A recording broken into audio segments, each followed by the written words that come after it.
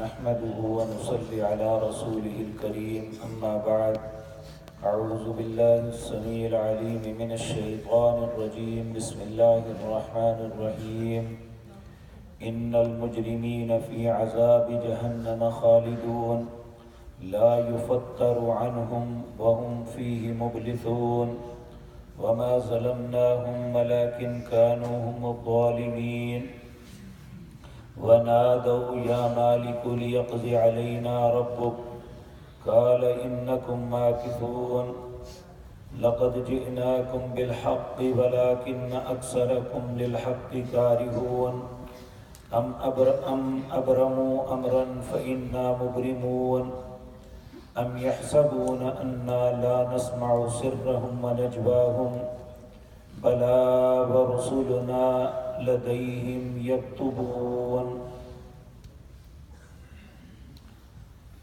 حضرات محترم،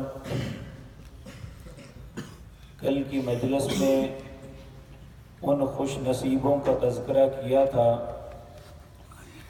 جو ایمان اور نیک عمل کرنے والے اور اپنے دل کے اندر تقوی رکھنے والے ہیں۔ اللہ مالک نے انہیں جنت، اس کے باغات اور اس کی نعمتوں میں سے نوازنا جس طرح ہے وہ ان کا تذکرہ کیا، اور اب ان مجرم لوگوں کا تذکرہ اللہ فرما رہے ہیں جو اللہ کے احکامات کو سننے کے باوجود انبیاء اور رسل ان میں آئے، انہوں نے انبیاء اور رسل کی باتوں کو تسلیم نہ کیا، اگر کیا تو اللہ کے ساتھ شرک کرتے رہے یا منافقت میں زندگی بسر کرتے رہے، یہ تینوں اللہ کے ہاں مجرم ہیں۔ تو اللہ رب العزت فرماتے ہیں ان المجرمین، یہاں صرف کافروں کا تذکرہ نہیں ہے، تین نہیں بلکہ 4 قسم کے لوگ ہیں جو اللہ کی نظروں میں مجرم ہیں۔ ایک وہ جو سرے سے اللہ اور اس کے رسولوں کا انکار کرتے ہیں، یہ تو کافر ہیں، ان کے جرم میں شک ہی کوئی نہیں۔ دوسرے وہ لوگ جو بظاہر تو اللہ کو مانتے ہیں لیکن اس کے ساتھ شریک ٹھہراتے ہیں، اور مشرک آدمی کے متعلق اللہ رب العزت نے فرمایا ان اللہ لا یغفر ان یشرک بہ ویغفر ما دون ذلک لمن یشاء، اللہ شرک کرنے والے کو معاف نہیں کرے گا، باقی جس کو چاہے معاف کر دے۔ بلکہ حدیث قدسی ہے، نبی کریم صلی اللہ علیہ وسلم نے فرمایا کہ اللہ رب العزت نے فرمایا اے ابن آدم، اتنے گناہ میرے پاس لے کے آ جا کہ زمین و آسمان کے درمیان جتنا خلا ہے سارا بھر جائے، لا ابالی، مجھے کچھ پرواہ نہیں، الا الشرک، میں سارے معاف کر دوں مگر میرے پاس شرک لے کے نہ آنا، کیونکہ شرک کو میں کسی صورت معاف نہیں کروں گا۔ اسی طرح ایک چیز نفاق ہوتی ہے کہ انسان زبان سے کچھ کہتا ہے، اس کے دل کے اندر کچھ اور ہوتا ہے۔ اس نفاق سے مراد وہ نفاق ہے جو اسلام کے متعلق انسان کرتا ہے۔ تو اللہ رب العزت نے ایسے منافق کے متعلق فرمایا ان المنافقین فی الدرک الاسفل، منافق جہنم کے سب سے نچلے گڑھے میں ہوں گے۔ اور اسی طرح چوتھا گروہ وہ ہے جو بدعت کرتا ہے۔ بدعت کیا ہے؟ کہ اللہ نے ہر نبی کو ایک مربوط دین دے کے بھیجا، وہ اس دین کے اندر مداخلت کرتا ہے، کچھ چیزوں کو کم کرتا ہے یا زیادہ کرتا ہے۔ اور اللہ نے اہل کتاب کو یہ حکم کہا یا اہل الکتاب لا تغلوا فی دینکم، اہل کتاب میرے دین کے اندر غلط نہ کرنا، غیر الحق، تمہیں میں یہ حق نہیں دیا۔ تو جو شخص دین کے اندر رد و بدل کرتا ہے، نبی کریم صلی اللہ علیہ وسلم نے فرمایا ان کے متعلق مجھے یہ بات بتائی گئی کہ قیامت کا دن ہوگا میں حوض کوثر پہ کھڑا ہو کے لوگوں کا استقبال کروں گا اپنی امت کا۔ لوگوں نے پوچھا یا رسول اللہ اپنی امت کو کیسے پہچانیں گے؟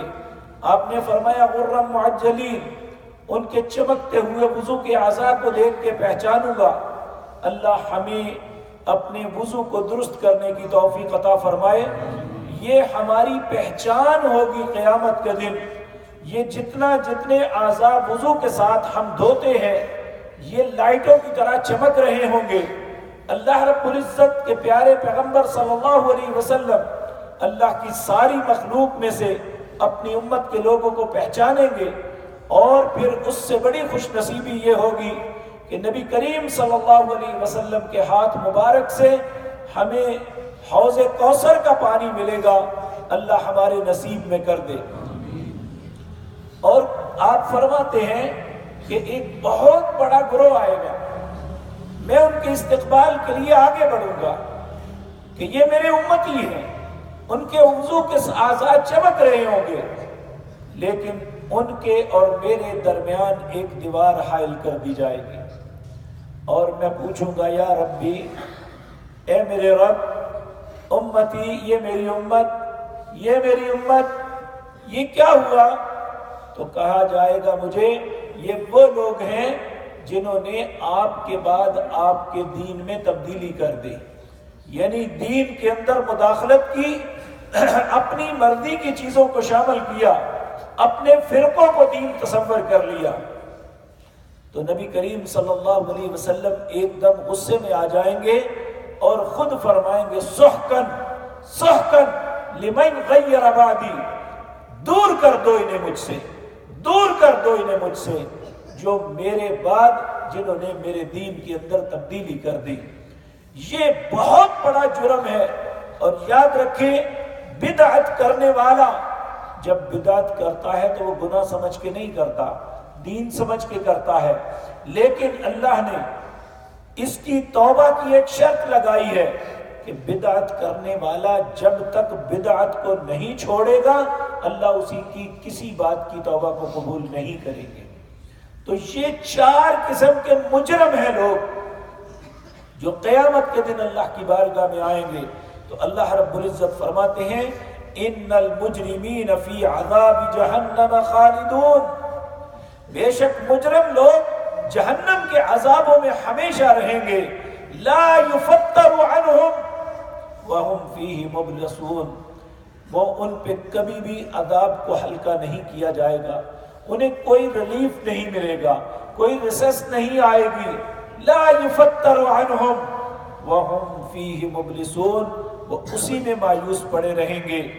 وما ظلمناہم، ممکن ہے کسی بھائی کے ذہن میں آئے کہ یہ تو ظلم ہے کہ کسی کو ریلیف بھی نہ دینا، مسلسل سزائیں دیتے جانا۔ اللہ فرماتے ہیں وما ظلمناہم، ہم نے ان پہ کوئی ظلم نہیں کیا، ولکن کانوا هم الظالمین، بلکہ وہی ظالم لوگ تھے۔ کیوں ظالم تھے؟ اللہ رب العزت فرماتے ہیں جب یہ بالکل مایوس ہو جائیں گے اس وقت پھر دروغہ مالک کو، جہنم کے جو دروغہ ہے اس کا نام مالک ہے۔ نبی صلی اللہ علیہ وسلم کو جب جبریل اور میکائیل آپ ایک مرتبہ خواب کے اندر لے کے گئے اور دکھلایا، آپ نے دیکھا کہ ایک شخص اتنا خوفناک ہے، اتنا بدصورت ہے اور اتنا کرخت ہے کہ آپ اسے دیکھ کے حیران رہ گئے۔ وہ آگ کو جلا رہا ہے اور اس کو بھڑکانے میں بھاگ دوڑ کر رہا ہے۔ جب آخر میں نبی صلی اللہ علیہ وسلم نے سب کے متعلق پوچھا تو اس کے متعلق بھی پوچھا یہ کون ہے؟ تو جبریل نے بتایا یہ جہنم کا دروغہ مالک ہے جو آگ کو جلا رہا ہے، اور یہ قیامت کے دن ہر انسان کو جو مجرم ہے اسے جہنم کا ایندھن بنانے والا ہے۔ العیاذ باللہ، اللہ ہم سب کو جہنم سے پناہ عطا فرمائے۔ نبی کریم صلی اللہ علیہ وسلم حکمن فرمایا سیدہ عائشہ صدیقہ رضی اللہ تعالی عنہا سے کہ 4 چیزوں سے ہمیشہ اللہ کی پناہ مانگو، خصوصاً جب نماز پڑھو تو نماز کی اتحیات میں 4 چیزوں سے اللہ سے پناہ طلب کیا کرو۔ سب سے پہلی اللہم انی اعوذ بک من عذاب القبر، اے اللہ قبر کے عذاب سے تیری پناہ چاہتا ہوں، وَأَعُوذُ بِكَ مِنْ عَذَابِ جہنم، اے اللہ جہنم کے عذابوں سے میں تیری پناہ چاہتا ہوں، وَأَعُوذُ بِكَ مِنْ فِتْنَةِ الْمَسِيحِ الدَّجَّالِ، مسیح اور دجال کے فتنے سے تیری پناہ چاہتا ہوں، وَأَعُوذُ بِكَ مِنْ فِتْنَةِ الْمَحْيَا وَالْمَمَاتِ، اے اللہ زندگی اور موت کے فتنوں سے تیری پناہ چاہتا ہوں۔ 4 چیزوں سے پناہ مانگنے کا اللہ نے حکم دیا، اور یہ حکم ہے اکثر لوگ اس دعا کے متعلق لا علم ہے، جو التحیات میں پڑھنی لازم ہے، اور جو لازم نہیں ہے وہ پڑھتے ہیں رب اجعلنی مقیم الصلاۃ ومن ذریتی، حالانکہ نہ رسول اللہ نے یہ پڑھی نہ اس کا حکم دیا، جس کا حکم دیا اس کے متعلق ہم غور نہیں کرتے۔ دوسری دعا سیدنا ابو بکر صدیق رضی اللہ تعالیٰ عنہ کو سکھائی اور التحیات میں پڑھنے کا حکم دیا، وہ تھی اللہم انی ظلمت نفسی ظلما کثیرا ولا یغفر الذنوب الا انت فاغفر لی مغفرۃ من عندک وارحمنی انک انت الغفور الرحیم۔ یہ دعائیں ہیں جو پڑھنی چاہیے۔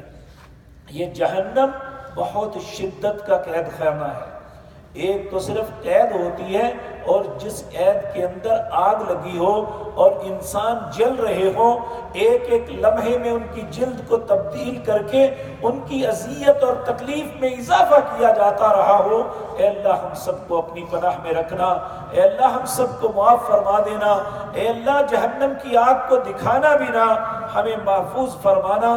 اللہ رب العزت فرماتے ہیں پھر یہ لوگ جب مایوس ہو جائیں گے، وَنَادَوْا يَا مَالِكُ، یہ دروغہ مالک کو پکاریں گے اور کہیں گے لِيَقْضِي عَلَيْنَا رَبُّكَ، ہمارے رب سے ہماری التجا کرو، ہمیں موت ہی دے دے، اس سے بہتر ہے کہ ہم مر جائیں۔ قَالَ إِنَّكُمْ مَاكِثُونَ، وہ کہے گا موت کوئی نہیں ہے، تمہیں یہیں پہ انہی حالات میں ہمیشہ رہنا ہے۔ اے اللہ ہم تجھ سے اب پناہ طلب کرتے ہیں۔ لَقَدْ جِئْنَاكُمْ بِالْحَقِّ، اللہ آگے بتاتے ہیں یہ میں سب کچھ کیوں کرتا ہوں، میں نے تمہارے پاس حق کو بھیجا۔